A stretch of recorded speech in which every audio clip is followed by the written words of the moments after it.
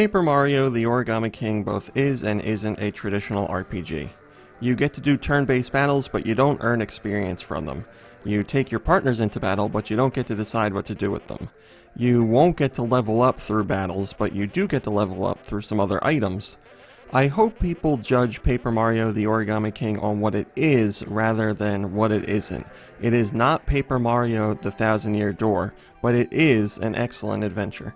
Quick note here before we get into everything, this isn't going to have spoilers in terms of story, and it's not going to have spoilers in terms of gameplay footage. Obviously, I have to show you some stuff, but I'll keep it as early on as I can.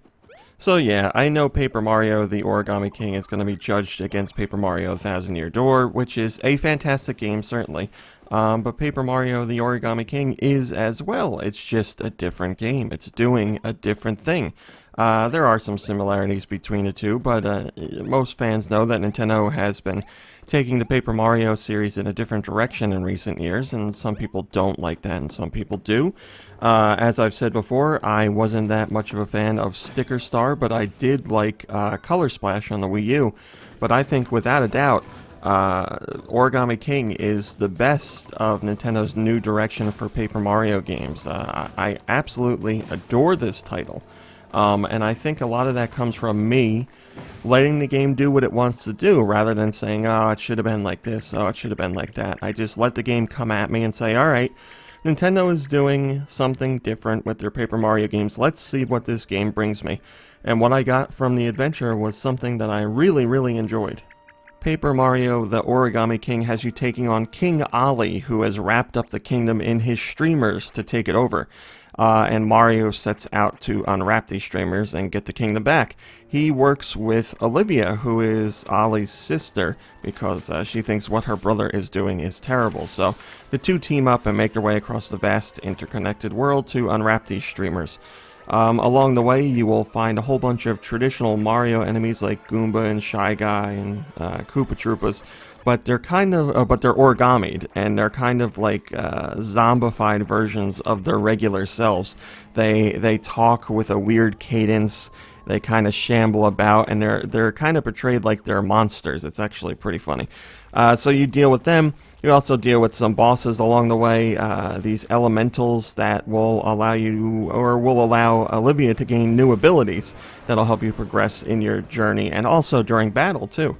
And then there's other bosses that you've probably seen called the Legion of Stationery, which are traditional like office items, like colored pencils, for example.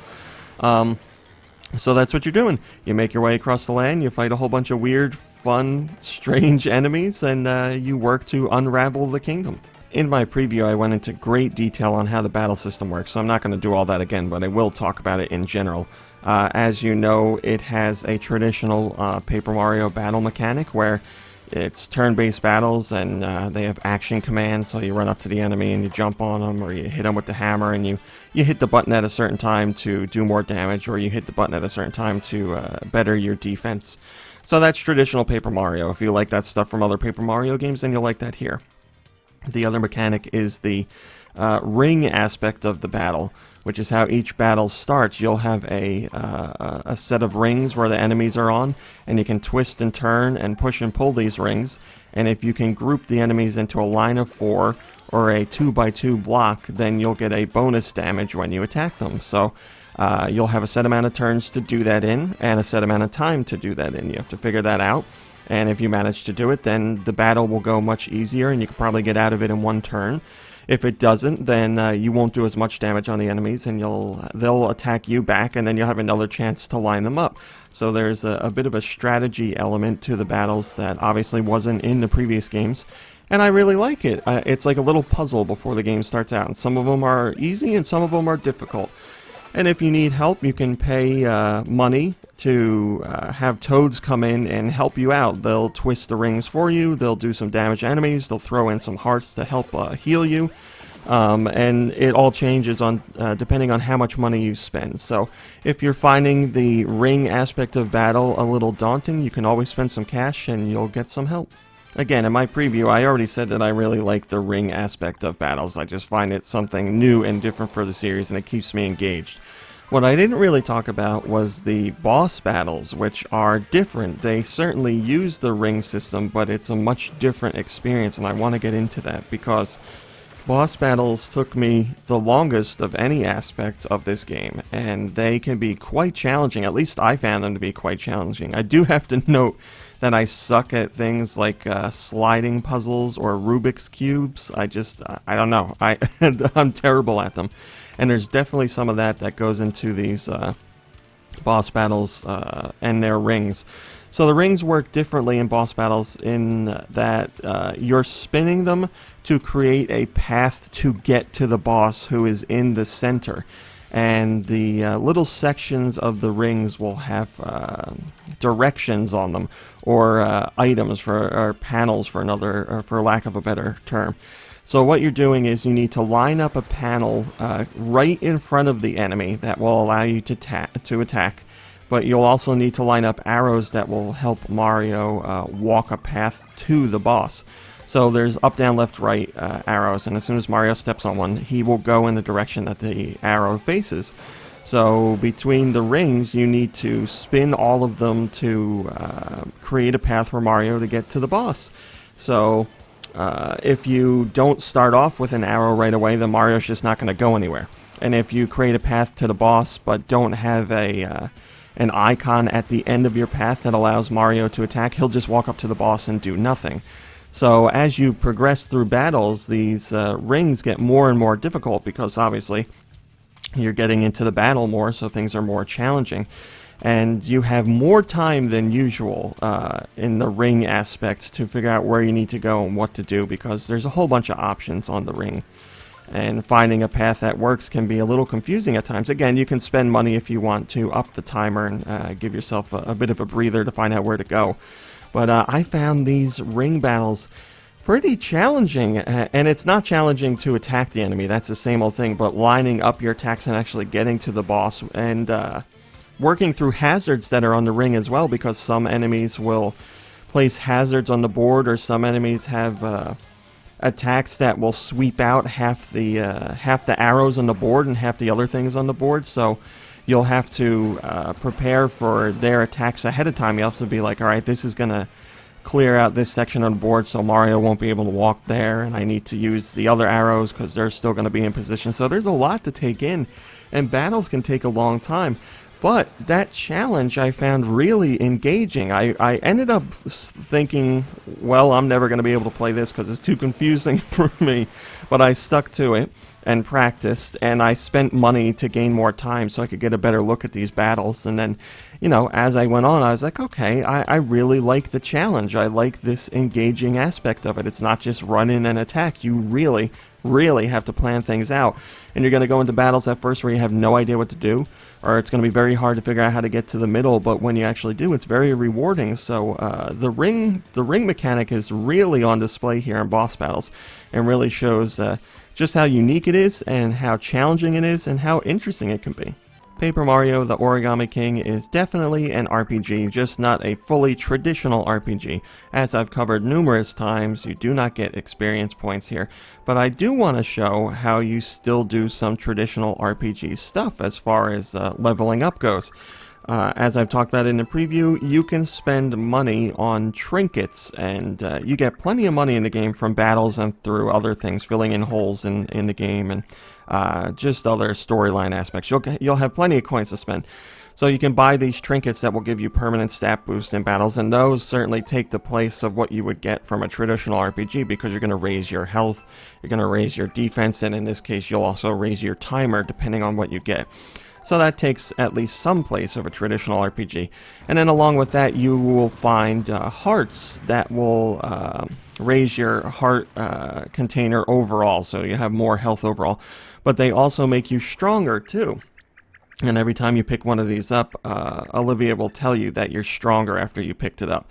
Now, it doesn't tell you how much strength you gain. You're not going to be able to go to a menu that says like, oh, now I have plus 20 in this area, but you will certainly be stronger, and you see that from when you're fighting other enemies, because if you go back and fight enemies in an earlier section of the game, rather than going into the ring-based battle with them, you can hit them with the mallet or jump on them and they'll just die. That's it. And they'll throw out some coins. So you don't even have to go through the battle. So you have a way of seeing how much stronger you are, because you'll either go into a battle with an enemy and it'll be quicker, or you won't battle an enemy at all. They'll just die as soon as you jump on them. So while it's not traditional with experience and all that, there are some traditional trappings, and I think they showed how things work in a unique way. Now, I can't come right out and say this is the most important part of an RPG, because that's not fair. Everybody has different opinions. I can tell you that for me, the most important part of an RPG is its story and its characters. And in Paper Mario, the Origami King, I can't sing enough praise for the story and the characters here. Obviously, this isn't going to be some sweeping epic that's going to make you cry like, a whole bunch of RPGs out there. But it is a sizable story that is filled with some wonderful characters who join you along the way. I really can't say enough for the characters that you get to team up with along the adventure. There's just some really fun, funny, interesting people that you'll meet up with. And the story overall is just everything about the game's story. The interactions with other characters and all that is just so funny. It is so well written and so well done. I think Paper Mario fans have come to expect a story filled with humor now. And Paper Mario the Origami King, in my opinion, is the most humorous story of all of them, and the writing here is just spot on. I seriously have laughed at the game while I was playing numerous times, and there's been a few times where I really got a serious laugh out of it, but lots of chuckles along the way. And I'm honestly impressed, because nailing humor in a game is really difficult. And they did such a good job here with the localization. And I have to say that the humor does a great job of bringing the world to life, the world and the characters to life, because the humor, a lot of the humor is grounded in what you expect from the Mario universe or the Mario games. So if you're very familiar with what goes on in other Mario games, the things that characters say here are really going to make you laugh. I honestly, it was a joy to see what conversations were going to play out between characters. And in particular, it was very exciting to me to see what toads were going to say when you found them, because there's toads hidden all throughout the game. And when you find them, you get to hear a little snippet from them. And usually, I'll say, I don't know, early on, maybe 1 out of 10 toads will just give you a tip on how to do something, but the rest of them will have a humorous comment about whatever they were doing. So wherever they were trapped or hidden, or whatever happened to them before they got folded up. And reading those early on got me so excited to see what the rest of them were going to say as the adventure continued, because it's just that funny. And that's a note that goes through the entire story. Every character, every bit of dialogue. It's really, really funny stuff. I'm honestly super impressed with how well it's handled. That element alone, honestly, is more than worth taking on the adventure. I can certainly heap praise on other areas of the game as well. The visuals are gorgeous. I mean, the visuals here are very close to what they were in Color Splash, and I thought Color Splash was a bright, vibrant, very nice looking game. So Origami King gets the same sort of thing. Great use of the paper mechanic, great use of simplistic visuals that just look really nice overall. Just really love the whole visual presentation here. And the soundtrack, oh my god, the soundtrack is top notch. Some of this music is so good. There really wasn't a song that I can think of in the soundtrack where it was a bummer, but there were a considerable amount of songs that I was like, ooh, this is really good. There's some songs where I literally just stopped playing so I could stand still and hear the music. It's excellent stuff. And multiple areas will get multiple tunes too. The tunes might remain the same but change a few instruments based on a section of the town that you're in, or something might happen in a certain part of the game where you'll start off with one song and it'll change to a completely different song. Just really, really good stuff. I am really hopeful that Nintendo will put out the soundtrack for this somehow, because it's excellent stuff. It's Nintendo, so they're probably not going to do it, but that's a real shame, because the music here is fantastic. It's a great mix of electronic stuff and real instruments and all different varieties of genres and everything. It's a fantastic soundtrack top to bottom. So as you can probably tell, I really loved Paper Mario, the Origami King. I went into it just letting it do its own thing. I wasn't thinking how I wanted it to be something else. I wasn't thinking how I should do things another way. I was just letting the game do its thing and see how that hit me. And I really, really enjoyed it. Now, I'm not saying people don't have a right to be angry about there not being experience, or I'm not saying people shouldn't feel like they want it to be how Paper Mario the Thousand Year Door was. I get it. People really loved that game. I loved it too. Fantastic game. I really, really enjoyed that title. But I'm not one who thinks that every entry needs to be like that. But if you want every entry to be like that, that's fine. Are you going to like Paper Mario the Origami King? I don't know. If you can get past there not being a traditional leveling system and experience, I think you will. But if that's a huge sticking point for you, if you need that rigid level up after so many battles, then I don't know, this might not be for you. And I know there are people who have been saying, what's the point of battles if you don't level up? Well, as I've said multiple times, you get coins, and the coins can be used for a whole bunch of different things. But if that's not enough motivation for you, you can certainly skip the battles if you want. There's, battles all over the place that you won't have to do, but there will be storyline battles that you have to take on, forced cutscene battles and things like that. But yeah, you could run around and avoid all those things if you want. I don't know how much fun that would be. I could tell you, for me, while people might say, what's the point of battles? I will say, well, I use the coins, so there was a point for me. But outside of that, I like clearing out enemies in an area. I don't like having enemies just running around. That's just me personally. But on top of that, I liked the battles. This isn't like, I'm not lying. I liked the battles. I found the battle system really enjoyable because, as I said, it's traditional Mario or Paper Mario battles, but it's also this ring mechanic that's a bit of a puzzle. And the boss battles are, you have to use that puzzle mechanic to defeat them. I liked it. I just had fun doing it. When I saw enemies, I was eager to get into the battle because I was enjoying it.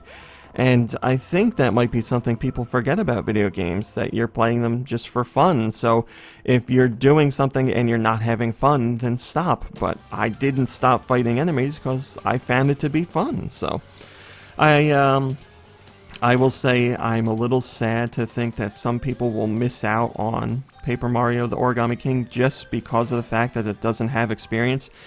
But if you feel like that makes the game a waste, then there's nothing I'll be able to say to change your mind. I will say it's a shame because this game does such a good job of bringing the Mario universe to life and expanding it while also paying tribute to all the things about it that fans love.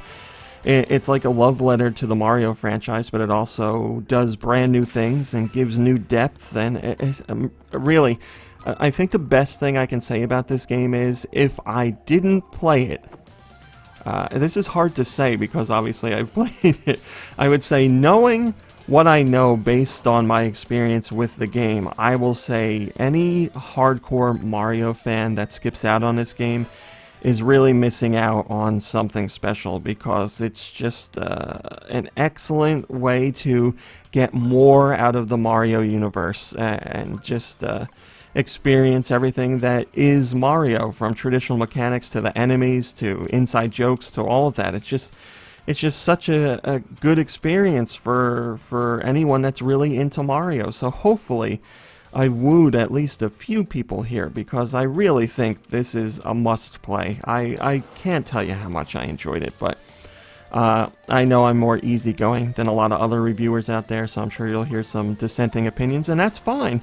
I'm just giving you my honest thoughts on it, so I'm eager to find out what you guys think of it if you do check it out. Alright, my friends, that's it for today. Thanks for watching, liking, subscribing, and commenting. It's very much appreciated. Also, a huge thank you to those of you who support me on Patreon. Helps me do videos like this, helps out with the site, the podcast, social media, all that good stuff.